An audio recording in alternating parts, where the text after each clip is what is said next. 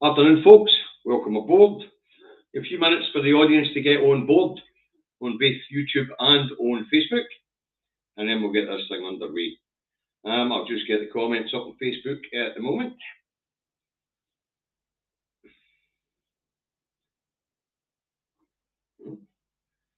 Oh, yeah. We're up now. Slowly reading the deal as usual. Morning, Bob. Sorry, afternoon, Bob.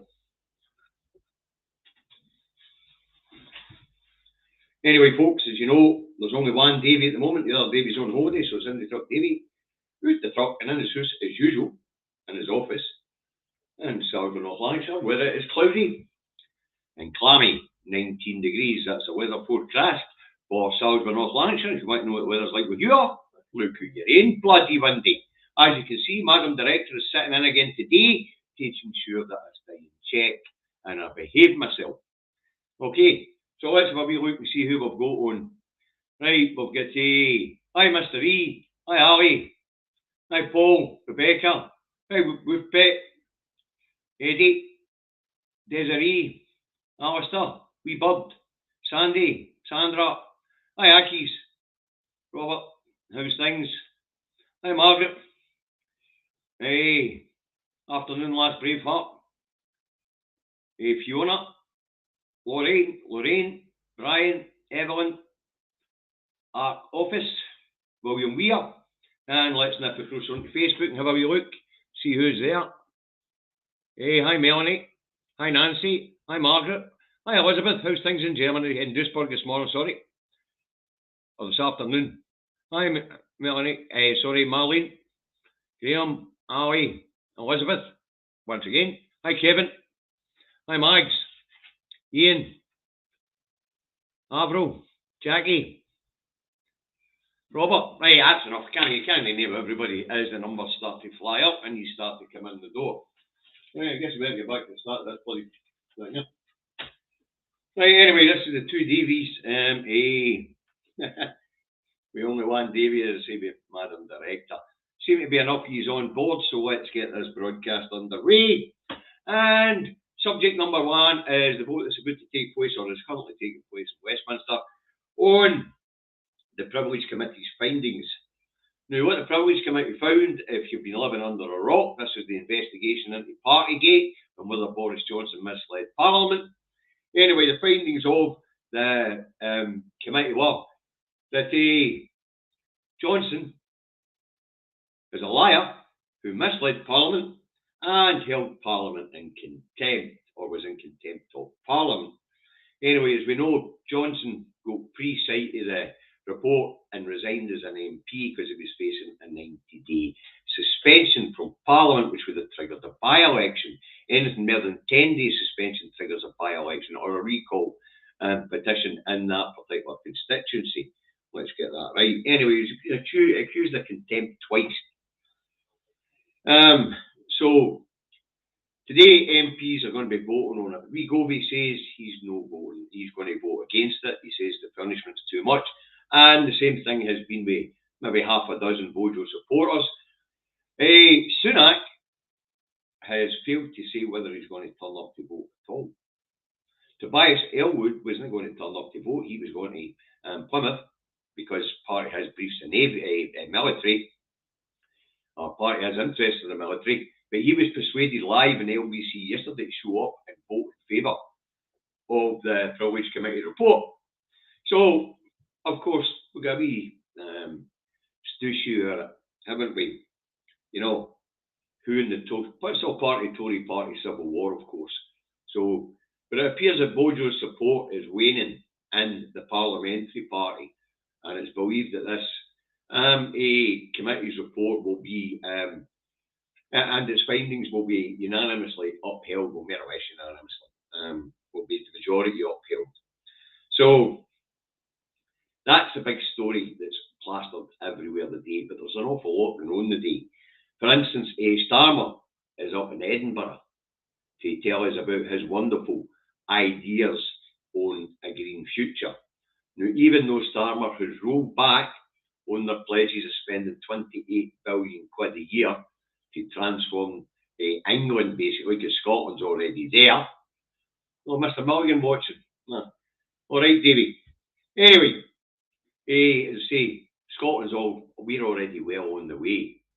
Anyway, Starmer's up to tell us that this publicly owned energy company will happen. Bollocks. He also tells us he's going to base it in Scotland so that Scotland feels more included in the UK. The Great British Energy Company, as it will be called, will be based in an undisclosed location here in Scotland. The real reason why it's been based in Scotland is because this is where all the feckin' energy is. Oil, gas, wind, water. It's all here. There's nothing doing that road, really. So, but it's all pie in the sky. And it's also, I don't know if you know this, folk, but the Labour Party are basically bust financially. And this, Starmer has told big investors that he's going to cut off research and development in the North Sea. He's about to have a stooshy with the unions over it here in Scotland. Because UK-wide 200,000 jobs are lying in the North Sea, and here in Scotland it's 90,000 jobs. So if Starmer thinks he's increasing his popularity here in Scotland, then Starmer must be banging his head off the table. Just transition is needed. We talk about ending research right away. So Starmer's up here offering us jam tomorrow that ain't going to happen. Because without big bucks and big business starting to invest in the Labour Party, then the Labour Party's not got much money for its campaigning in this next general election. And the polls are still showing a hung parliament. And as we know, the SNP are starting to increase the gap between them and Labour again here in Scotland. And policies like this one for Starmer, that's going to widen that gap even further. But that brings us to something else that's going on a wee bit later in the report today with poverty by Sarwar. Right. So Starmer's here in Scotland. What was interesting about it was, you know, Starmer gave that interview, which was televised, or that presentation, which was televised, in front of only 6 or 7 journalists. And at one point, the live stream, which was going to across the internet, had as little as 7 viewers watching Starmer. It shows you how much the people of Scotland believe this buffoon, this red Tory buffoon. So, although he's getting all the airspace on national television, across the internet, nobody was watching it. And the reason why there was only 6 or 7 people there was because the people who were, the reporters were supposed to be getting picked up at a special location by a hydrogen bus. Anyway, the hydrogen bus broke down, so they were picked up in the diesel bus, and then the driver got lost. Either that, the driver's one of us and didn't want to take them there. But it's quite funny. Hey. So Starmer's up here promising jam tomorrow. Jam that's never going to happen, folks. I can assure you. Jam that's never going to happen. Anyway, let's move on. Another big thing that's going on today is Humza's setting out. White paper number 4. This time it's on a written constitution for Scotland. He's only just finished his press conference and all that a wee while back. I've had a look at it. He wants to enshrine things like the right to free healthcare into the constitution, or healthcare free at the point of need into the constitution, basically ensuring that the NHS is free and survives here in Scotland. He's also want to incorporate human rights into the constitution. He wants to, and this is a clear jab at Westminster. He wants to ensure that the right to protest and the right to go on strike is in the constitution. Now, what he was really doing the day when he was talking about a written constitution was starting the conversation. A conversation which Civic Scotland's been having for a few years now. As you know, we've had Professor Mark McNaught, friend of the show, on the show. He's a constitutional expert. And they've been talking about a written constitution. Now, the other thing that's quite good about it is Humza doesn't want it to be led by politicians. He wants it led by Civic Scotland. And he wants the constitution written for the people, by the people of Scotland. He was quite clear on that, which is very, very, very important. The Constitution, once written, will also be a living, breathing document. Because as circumstances change, you've got to be able to be flexible. You've got to be able to add amendments or amend existing parts of a constitution as things change. So the written constitution will be a living, breathing document. Now, he was also asked how long it would take to put a constitution and a written constitution in place after a vote for independence. And Humza said 3 to 5 years. I don't know if you could do it that quick, to be honest. It's a hefty, hefty thing to do. And of course, Civic Scotland will want to look at a wide variety of things to go into this constitution, like protecting the environment, protecting the water, and that sort of stuff. So, all the things that would need to get into a written constitution would take a good while to be covered. But he's also saying in the meantime, there should be an interim constitution. An interim constitution for day one that protects things like your human rights, a right to free healthcare, a right to healthcare free at the point of need, the right to strike, the right to protest. All these things would need to be in an interim constitution until a properly formed legal constitution is put in place. One of the other things that's going to be difficult when it comes to, for Civic Scotland and the people when it comes to writing this constitution is understanding the existing constitutional arrangements here in Scotland, which are actually enshrined in our legal system and in Scots law. So, there's huge swathes of Scots law which would need to be taken into consideration in this, existing Scots law which need to be taken into consideration in this written constitution. So, it is time to start talking about this. It really is. Now, while we're on Humza, as we know, this Saturday there's going to be the convention in Dundee on the route forward for independence, or for gaining independence. Now, in the email that was sent to us members of the SNP who are gone, Mr. Youssef actually hints at this next general election being a plebiscite election. How you set the score on that one? Well, I would just take Thatcher's view on it. A majority of Scottish MPs in favour of independence, you just call it. But at the same time, one of the things that I want to come out of this convention is a pledge for the Scottish Government that this election and all elections going forward will be fought on the key issue of independence. Because that way the Unions will get that never-ending they said they didn't want. And that way we'll get to exercise democracy as often as we like.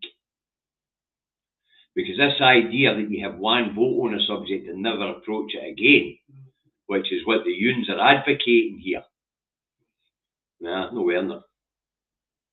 I say, but I'll be at that convention on Saturday, especially the morning session on the route forward for independence, or to gain independence.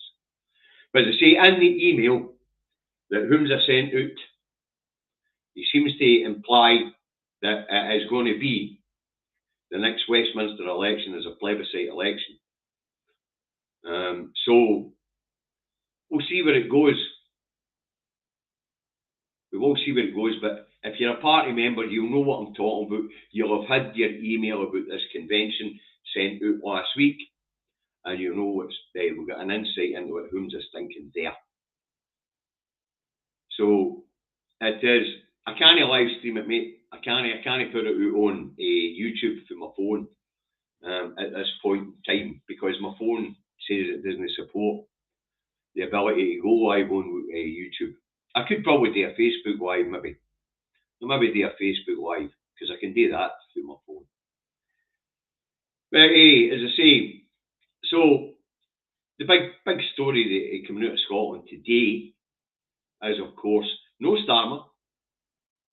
Because as I say, very little people watched them online, or very few reporters were there because the reporters got lost apparently. And the bus driver taking the reporters for ATB got lost apparently, which is absolutely hilarious, but hey ho.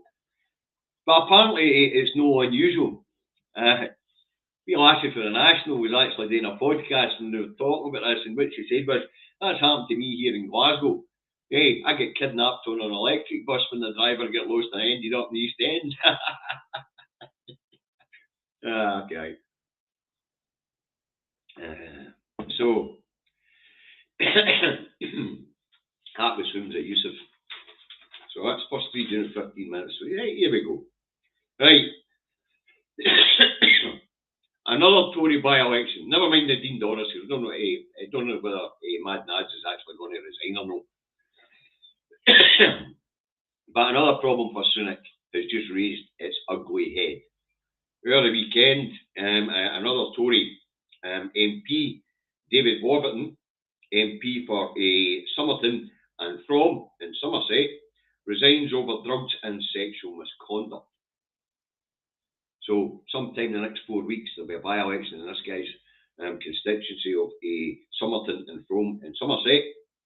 Now, in his resignation, he tells the Sunday Mail he was set up. According to Mr. Warburton, he was set up. He says 2 women who made sexual complaints about him set him up when he was having a binge on cocaine and strong Japanese whiskey. So what he's saying is these 2 women have made up this malicious allegation, these malicious allegations while he was out his tree on drugs and drink. To me, it's more likely because he was out his tree on drugs and drink, he probably did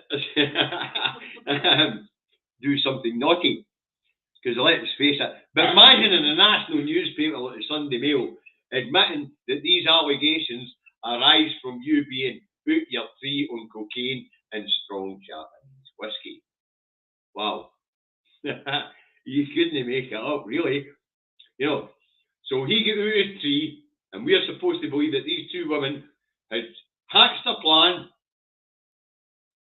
to lead him astray so that they could accuse him of sexual misconduct, apparently. Wow, this is typical Tory stuff. This runs right across the Tory party. It wasn't me, it was somebody else. I didn't do it. They did it. They did it to me. And he says in the paper, it was his own fault, though, because he was naive. He didn't think these 2 women who are claiming the sexual misconduct, he didn't think that these 2 women who have alleged sexual misconduct were going to sexually abuse him, apparently. Oh, Jesus Christ, you couldn't make it up, really. So another by-election coming up, and as I say, it could well be that a GE might come at the end of this year, because there might be a Tory minority by then. The way they're resigning and having to quit. Unbelievable. Right, okay. Also over the weekend, the British and Irish Council met in Jersey. We're going to Northern Ireland here, folks. British and Irish Council met in Jersey over the weekend, and this morning there is a meeting of the British-Irish Intergovernmental Conference in London. Now, this morning the British and Irish Intergovernmental Conference is taking place. Now, this is a body set up by the Good Friday Agreement. It's specified in the Good Friday Agreement this must happen. They must meet twice a year, the UK government and the Southern Irish government. And this time round, what's been discussed this morning, of course, is getting Stormont up and running. Now, on the Irish side, you've got Deputy Prime Minister Michael Martin and the Irish Justice Secretary Helen McEntee, right? And representing the UK at these talks, this conference this morning, is the Irish Secretary, the Northern Irish Secretary, Chris Keaton-Harris, and his Deputy, Steve Baker. Now, as I say, the objective is to get Stormont up and running again. Now, Mr. Keaton-Harris tells the 2 representatives for the Irish government, Michael Martin and Helen McEntee, that McEntee, whatever way you want to pronounce it. He tells him he's got no idea what that is the DUP want. Apparently, the Northern Irish Secretary has got no idea what it is the DUP want to get them back into Stormont and get Stormont up and running. Now, the DUP leader, Sir Geoffrey Donaldson, he rebuffs that this morning as this stuff's coming out of the conference. He tells the press that they know what we want. We want changes to the NI protocol, or the Windsor Agreement, or the Windsor Protocol, whatever you want to call it. And they want guarantees that Northern, thanks very much, Sandy. Wee Mrs. McGumfer. We'll get to that. We'll get to the wee Mrs. McGumfer to get lifted a bit later. But he tells the Irish representatives, he hasn't got a Scooby what it is they want. Sir Geoffrey Donaldson rebuffs this by saying, we want changes to the NI protocol and we want guarantees that Northern Ireland will always be part of the UK. Guarantees that can't be given by the Westminster government because of the Good Friday Agreement. So, the DUP, it doesn't look like they're getting back into Stormont. It doesn't look like Stormont's going to get up and run. So, the British-Irish Intergovernmental Conference, which takes place twice a year, might be going to happen a lot more often, because it could well be that Northern Ireland could be jointly governed from Dublin and Westminster, as per the Good Friday Agreement. So, if you're in Northern Ireland right now, you must be wondering what the hell's going on. And Fiona, if you see this, can you give me a wee bell? We got a wee idea of what's going on the ground. I should have phoned you before I did this segment, actually. A bit remiss of me. And say thanks very much, Sandy. That was a crack. Thanks very much. I appreciate that. Really do. Appreciate all your donations, actually, especially in the middle of a month. You know, because as we all know, funds get a wee bit light for an awful lot of people in the middle of the month. So really do appreciate it. The fund's gone no bad. First 3 days it just went mental since we launched the bank account, but it slowed down again. But we understand that. We are we're in the middle of the month, of course. But we're very grateful for all donations, whether it be Super Chat, which we will gladly write. If you've got questions and you're going to put them in Super Chat, use the Super Chat. We'll gladly read them out and try and answer your questions, because it's very hard when you've got 2 screens going to try and keep up with comments, folks. Okay, but Super Chat, and if you're making a donation to the fund through the bank account on Facebook or YouTube, please accept our appreciation. We thank you for all the help and aid you're giving to people of Scotland right now. Say and I were out walking the dog earlier, and the food bank's open here today. And some of the people coming out that food bank we knew, and we didn't think things were that bad for them. You know? So, heartbreaker. So, thanks for all your aid. Anyway, so Northern Ireland, there you go. It doesn't look like Stormont's going to get up and running anytime soon. Because Westminster can't give Northern Ireland a guarantee that it will always be part of the UK. Can't do it. The Good Friday Agreement has specific stipulations there, you know. Okay, let's have a look. Moving on. Welsh ministers, Joey James tells Westminster glass will be included in the Welsh Deposit Return Scheme, and that the Internal Market Bill does not give England a veto over the devolved nations and their schemes. Because what she's saying is, the Internal Market Bill's mechanisms isn't there to give the English government a veto. Because remember, on this subject, it's not the UK government. These are fully devolved areas. Thanks, Sandy, again. That's amazing. And we'll get Pear's character rolling on the floor laughing. Right, anyway, where are we? Aye. It turns out that what's going on with the Scottish Secretary isn't how the Internal Market Bill's written, and England doesn't have a veto. And in this particular situation, Westminster is acting as the English government because these issues are devolved, and they shouldn't have been able to put a veto on the Scottish scheme. So, Julie Jones, the Welsh minister in charge of getting the deposit return scheme up and running in 2025 in Wales, she's telling Westminster, get the fleck. There will be glass in their scheme, no matter what you say. So we can see this one going to court. It'll be interesting. But I want Lorna Slater on the back of that to get things right here in Scotland, because people's jobs rely on it.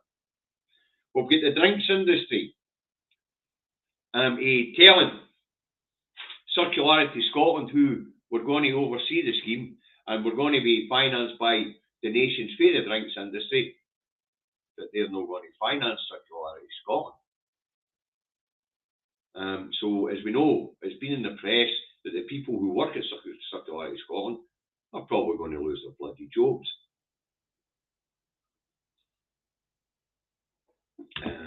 Thanks, Woodpeck. So, as I say, I want Lorna Slater now to get back up in the rest of Scottish Parliament again and say, I've changed my mind. This is going ahead with glass in it. See you in court, you spanners.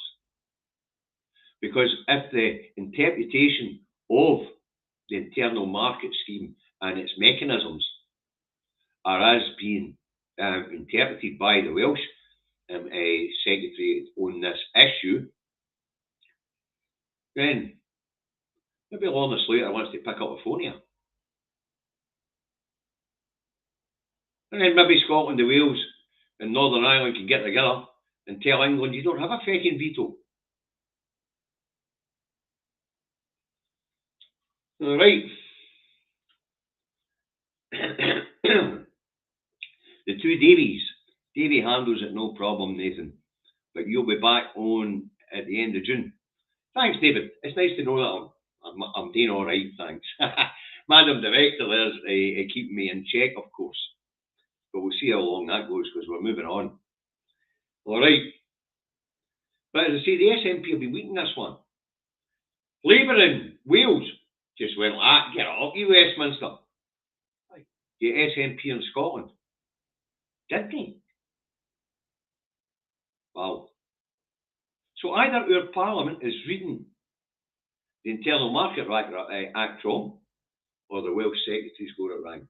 So Lorna got on the phone. There's jobs to be saved here. There's a scheme to be saved here. Right, moving on. Let's get Poverty Price Sarwar. He says Labour are ready to govern in Scotland, but they're no being complacent. Well, I guess Sarwar missed the last poll. Well, Labour have dropped back 2 points on the SNP. But that's beside the point. They'll drop further back again. You know, it's a long time to next GE, and Starmer's flopping about like a twat. But he's not been doing well here in Scotland at all. And if Sarwar's not allowed policies of his own, then Sarwar's basically relying on whatever Starmer says. But Sarwar thinks he's ready for government. Wow. If the Scottish people are stupid enough to put that red Tory git and his party as being the biggest party in Holyrood, then with effect, Sarwar is a lightweight when it comes to being a politician. He's a one-trick pony, ambulance chasing, poverty pieing piece of political flotsam and Jessamine Bosom. Anyway, so that was the funny stuff in the papers today. Sarwar thinks he's ready to be First Minister. Wow. You see Whom's are kicking us by hooky every week at First Ministers. Yeah, you imagine Whom's as the opposition leader, as opposed to Douglas Ross and Sarwar. Even for the opposition benches, Whom's could give him a smack in the chops and take him out in a debate. Remember, it's in a debate, it's metaphorical. But the chances of Sarwar ever becoming First Minister here in Scotland are slim to bugger all. Unless, of course, Labour win the next general election and Starmer behaves the way that he's behaved with the mayoral situations in the devolved areas in England, and just puts a placeman in place and basically brushes the SNP aside and says, your new First Minister is Sarwar, whether you like it or no. I don't see that going to be with the Scottish people. Right, oh, and by the way, every weekend, the Not My King Big Ears Charles, his birthday honours list is out. And one brain cell Bailey, Jackie Bailey, has been honoured. She has been given the female equivalent of a knighthood. She becomes Dame Jackie Bailey. And she's been given that honour for her services to the British state, for talking down Scotland and its people, and for keeping nuclear weapons in Faz Lane. Well, that was another thing that Whomsa wanted to put in the written constitution, to get rid of nuclear weapons after Clyde, and to make nuclear weapons illegal in Scotland for that they followed. Anyway, one brain cell Bailey. That's what she's getting this honour for. But there could be, in fact, there will be a silver lining to it. And that means that one brain cell Bailey might actually be departing the Scottish Parliament, where she's been nothing but a pain in the hooky.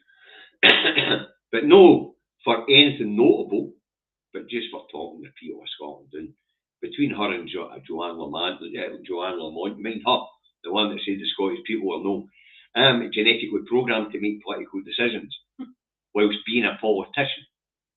You couldn't make stuff like that. They were a madam directors laughing. You know, absolutely. So we might see Dame Bailey shuffle off and get herself a wee apartment in London and make a fortune out of directorships and things like that, as another so-called socialist takes up an ermine robe. Wow. But the mere fact that one brain cell Bailey is being ennobled, it does the people in the Parliament a favour. It gets rid of the idiot. Wow. So there you go. Right, number 8, and today's topics: fascists in Elgin. Now, I thought that was quite funny.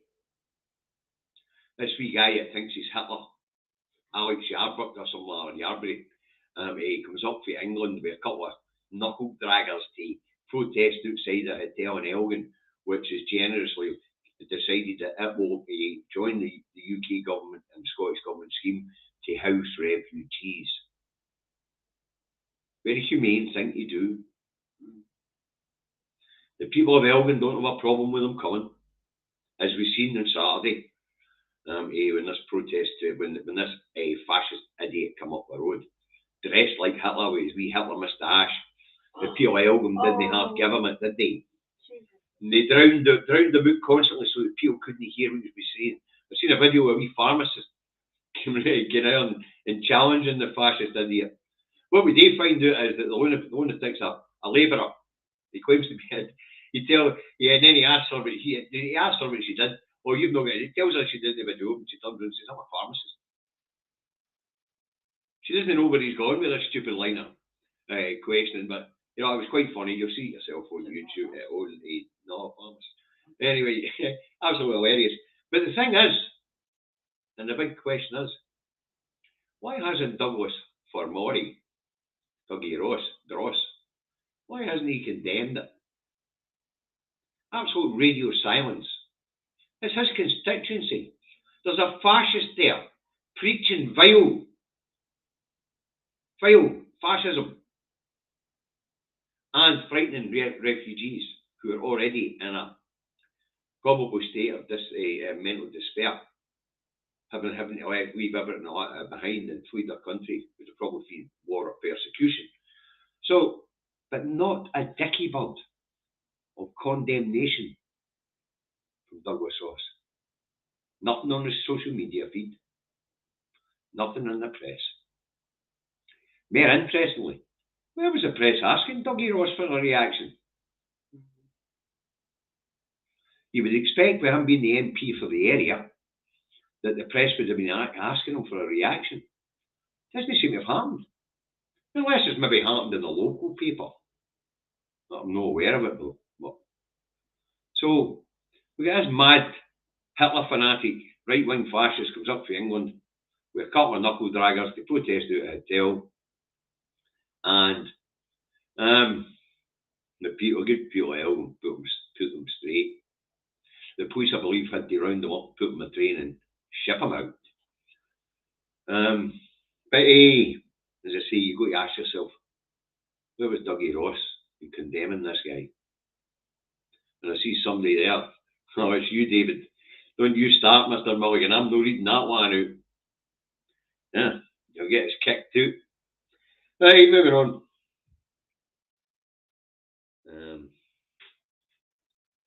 Right, investigation into cost of a value of 2 ferries in Scotland has cost the public purse £620,000 so far. Labour and Tory, who demanded the inquiry stroke investigation into the value of whether these 2 ferries were a value for money, the ones being built at Ferguson, they demanded this investigation. Now they're shouting because the cost of this investigation stroke inquiry has now reached 620,000 quid that the Scottish government's hemorrhaging money. And this is what we're talking about when we talk about Labour and Tory undermining the Scottish people and the Scottish Parliament. Because every time they insist on an inquiry that's really not necessary, then what happens there is there's a huge expenditure. And that draws more and more away from public services. And it's time the Scottish Government wised up to this stuff. When they're making demands in Parliament for inquiry into this, or Parliament inquiry into this, the standard reply to the Scottish Government should be, well, we'll have a wee look and see if the inquiry would further diminish the public service in Scotland with its massive cost before we put it before the Parliament whether we should have one or not. Because, you know, to demand a public inquiry into the Ferguson Marine contracts and then complain at the cost of the inquiry is rank hypocrisy. But that's how it's done. And that's how our money is leached away by Tory and Labour, which means that our public services get worse. Because the more money spent in inquiries, the less money can be spent in public services. Simple as that. Okay, so there you go. Okay, that's a good news story here in Scotland, folks. And Scotland remains the UK's most attractive area outside London for inward investment. Scotland is the highest amount of inward investment projects between outside London and our UK. Okay, so in the last 12 months, there's been 126 inward investment projects in Scotland. And the survey by EY also says that Scotland's in its 4th year of outstripping the rest of the UK in inward investment. Even though the economy has had a 6% contraction of manufacturing's contracted by 6%, and the economy is only shown, they're saying 1% growth, but I really think that's been manipulated the figures to show 1% growth, because basically the economy's in flatline and going backwards. But anyway, apparently Scotland is still the second most attractive place in the UK for inward investment, and it also outstripped the rest of Europe as well. Inward investment in Scotland last year was 13.6%.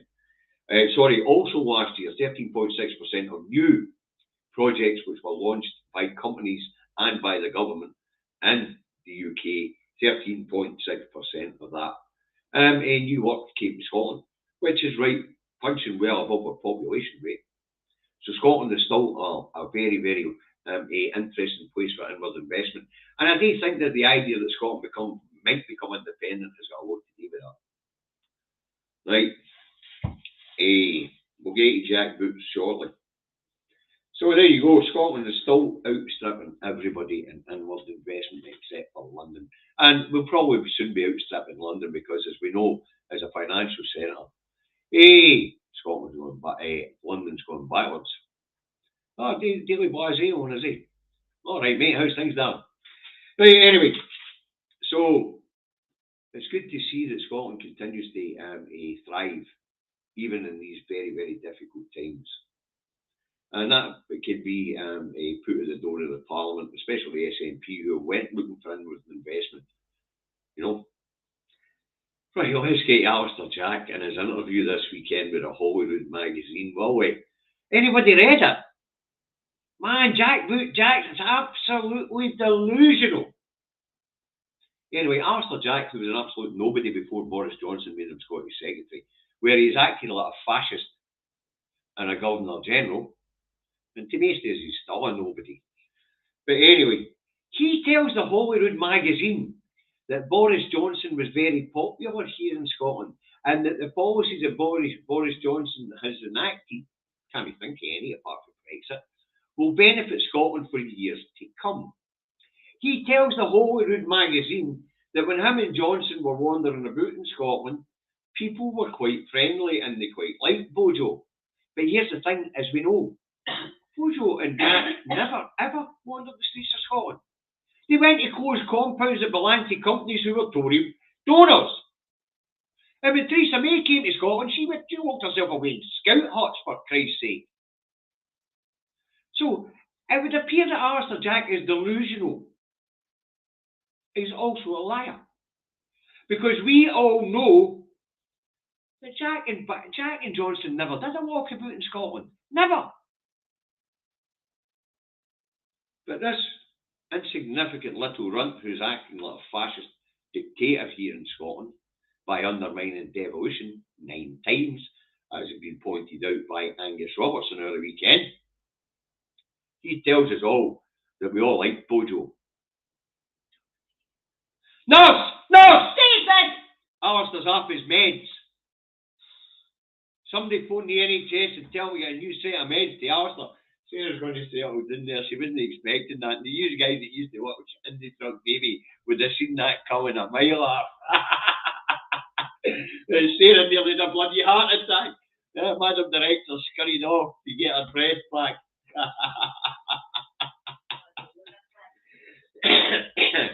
So there you go, folks. Alistair Jack's off his med. Or maybe he's coped to his head. I'm not quite sure about what that is. So there you go. You couldn't make this one up, could you? Brilliant. So Alistair Jack tells the Hollywood magazine that we all love Bojo up here, and that when he went walkabouts, which never happened, we know it never happened. Ever happened. But everybody was friendly and everybody quite liked Bojo. Wow.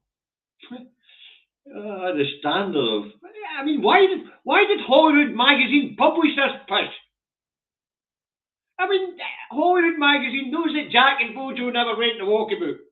Hollywood magazine also knows that Bojo wasn't popular here in Scotland. In fact, he was a bounty us on the independence side of the story, but really? Well, the only thing I could think of the reason why the Hollywood magazine would have printed this article and interview with Alistair Jack was maybe the Hollywood magazine was trying to show us all that Alistair's off his meds, as well as off his head. You know. So it would appear that Alistair Jack's off his med. We all love Bojo. Brilliant, eh? Absolutely brilliant. Right, now, here we go, folks. This is the one that we've all been waiting on, and David and I have been quite instrumental in being vocal about this one. And that is Post Scotland are now becoming under pressure to tell us why 3 people in the SNP have allegedly been arrested. Remember, they were all invited to the police station for interviews. And they're all released without charge. But Police Scotland are now coming under pressure to tell us what it is they're investigating and to justify why these people were taken in under so-called arrest. Because here in Scotland, you only arrest somebody after you've established a crime has been committed. And as far as we can tell, they haven't established that a crime has been committed at all. So we now know that private citizens, thanks to the national newspaper, are firing into FOIs looking for explanations to what's going on here.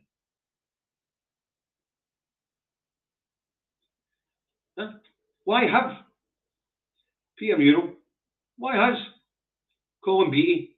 Why has Nicola Sturgeon been dragged in for questioning over a crime that they haven't established has been committed? These are the questions that have got to be asked of Police Scotland. And it's starting to happen. It's not just it's happening in Face Civic Scotland this time. So that's exactly why we need to put pressure on them. And it's time the SNP put pressure on them and all. And said, right, you've had 2 years, tell us what it is we're accused of doing. Show us where in the PEFER rules on how political parties spend their money, show us where we broke the rules. When we know that the Electoral Commission has approved every single set of books that the SNP have ever submitted. So now people are starting to catch on and they're starting to say, hold on a minute, under our legal system, you only arrest somebody when you've established a crime has been committed and that you believe they are implicit in that crime. None of this. They haven't even established after 2 years that a crime has been committed. So how could anybody have been arrested? People are starting to cotton on to this, especially our lawyers up here. They're starting to look at it and say, hold on a minute. If you're going to arrest people, then surely you have to establish that a crime has been committed first. 2 years in, they haven't established a crime has been committed. Yet here we have in national press, UK-wide press, worldwide press, arrest and downfall of Nicola Sturgeon, arrest and downfall of Peter Murrell, arrest and downfall of Colin Beattie. Or at least, no charges, no idea what it is they're supposed to have done. It's mental. And aye, it's time to get that trending, as the other Davies said in the comments there on YouTube, and that is hashtag shit or get off the pot. You should have put Police Scotland, tag Police Scotland in it, at Police Scotland, and then hashtag shit or get off the pot. Because that's exactly what needs to be done here.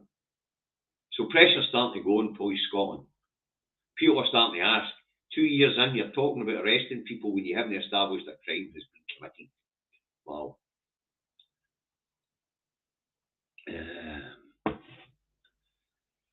A two-tier legal system, you reckon, Mark? Mark.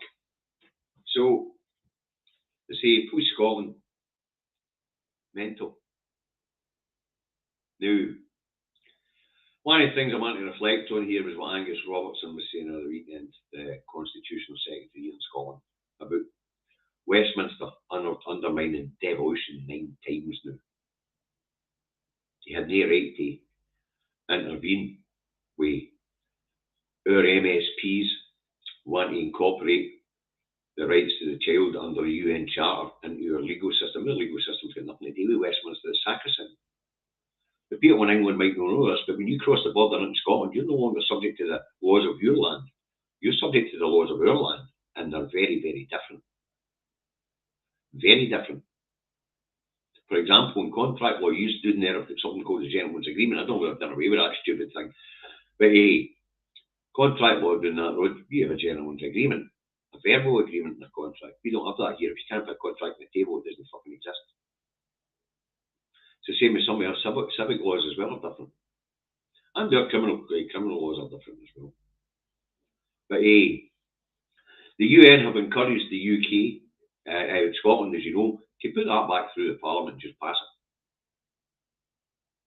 Because as they pointed out, Westminster and the Supreme Court has no jurisdiction over that.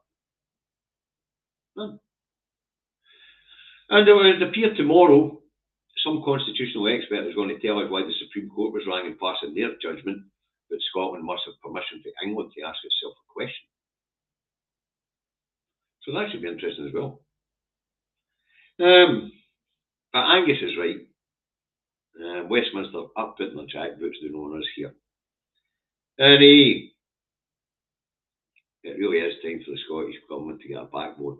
Now, there's also a potential new project that I might get involved in, and I might actually broadcast this as a different programme. And a friend of mine from Holy Town and myself were talking about campaigning and how we used to all campaign together and get on all right at the last referendum, because we all recognise the split movements don't win. Causes that are split, movements that are split, they don't win their cause. We all have to pull together. But of course, the last time we had only one vehicle or two vehicles, but the Greens didn't really couldn't. Now we've got umpteen pro-independence parties, and they're all arguing with each other. They're all talking about how to decorate the house before we get the keys. And some of the political leaders in these organisations need to get their head wrapped around the fact that split movements don't win their causes, and arguing about how we're going to decorate the house before we get the keys is bloody madness. So I'm talking to a friend of mine who's from a different political parish about the possibility of having civilised debate and trying to convince the different factions in the movement to set their differences aside and go forward as one. The problem, of course, is political parties get in the road of each other. One will not support the other, because it's a game, it's a competition. Our electoral system is set up that way. And that's a good idea. That different political parties get to put forward their prospectus, and the population gets to know about all these prospectus, and then we go and vote on them. That's how politics works. But the problem is with this one here in Scotland is we only have one vehicle, and both me and this political party agree on this, that we only have one political vehicle right now that is actually big enough, as the other day we keep saying, to get the ballot boxes out. They're covered.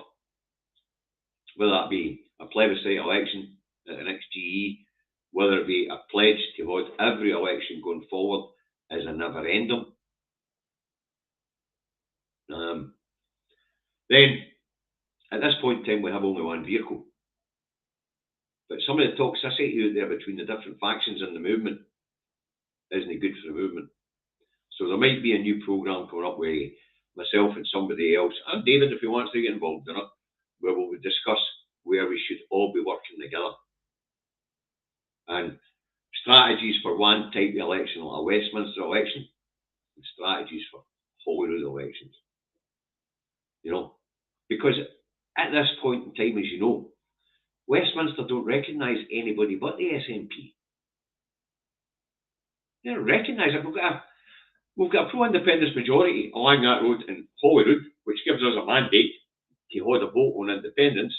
But because Westminster don't recognise the Greens as being a party of independence, they say that we don't have a majority in that parliament for independence. And all this crap about 50% of the vote, plus one.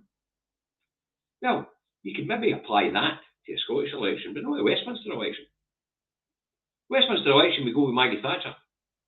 Send the majority of pro-independence MPs to Westminster. That's what she said. Well, that's what she said. And Scotland will be independent. Now, as we know, well, anybody that's known the party don't know, but those of us who are in the SNP know, Holmes has recently sent us all, as I say, an email about the convention at the weekend, and he's stating in that email that he sees the next general election as a potential plebiscite election. So, time to put our differences to one side and get our head wrapped around this. And this morning, especially, I want to put this message out as a friendly message to our brothers, sisters, cousins, mothers, fathers, whatever, who are in England. Right? A wee heads up to the people of Wales, Scotland and Northern Ireland, the people of England, please. Your human rights have been undermined. Your right to protest has been taken away. Your right to strike in certain sectors has more or less been taken away. Your right to free movement has been taken away. Your human rights are being suppressed by your own political elite. So please, the people of England, they seem to like the term take back control when it came to Brexit. A wee bit of friendly advice from the people of Scotland, Wales and Northern Ireland, people of England. Slap that political elite down and take back control. And that means getting something different for your two-party system down that road, where you've got two cheeks of the one arse, and you've got red and blue Tories. That's just what you have allowed to happen down that road. It's time for you to sort it out. Because these political elite that you all bow down to and scrape to and seem to keep voting for, even though it's not in your own interest, and I mean the red Tories and the blue Tories,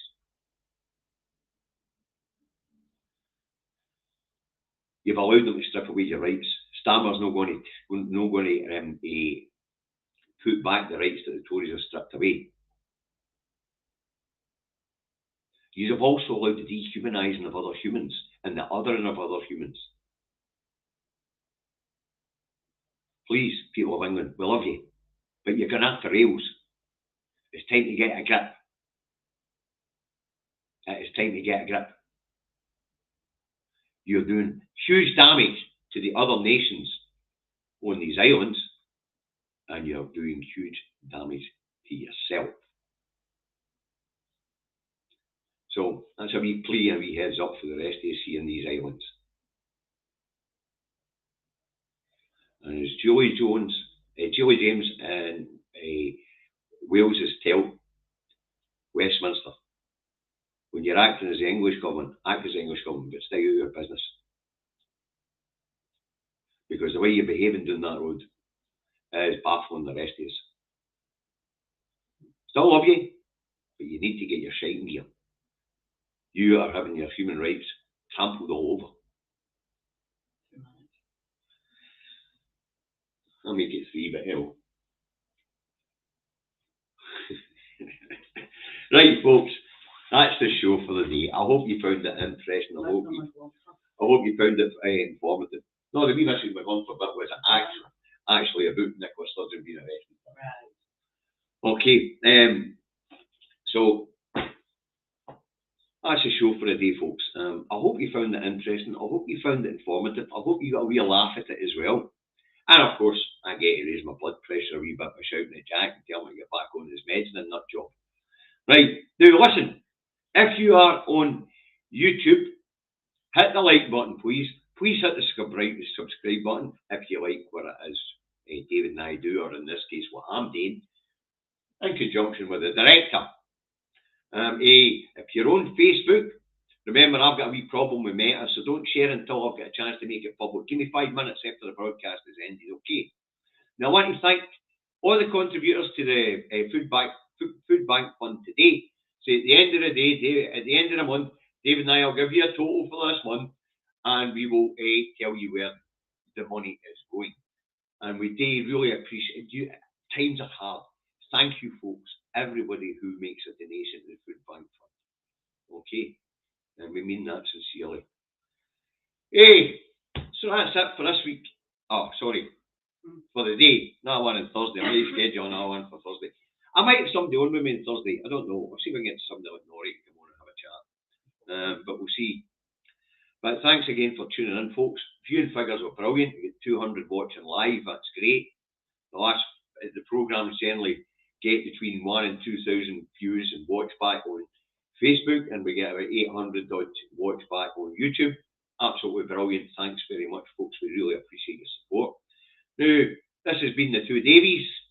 If you like what we're doing, as I say, hit the subscribe button. If you don't like what we're doing, go and join the other Davy and bloody Crete. Right, have a nice day. What do you mean? You've no said. Oh, but bye, Dragon. Bye, David. Bye, folks.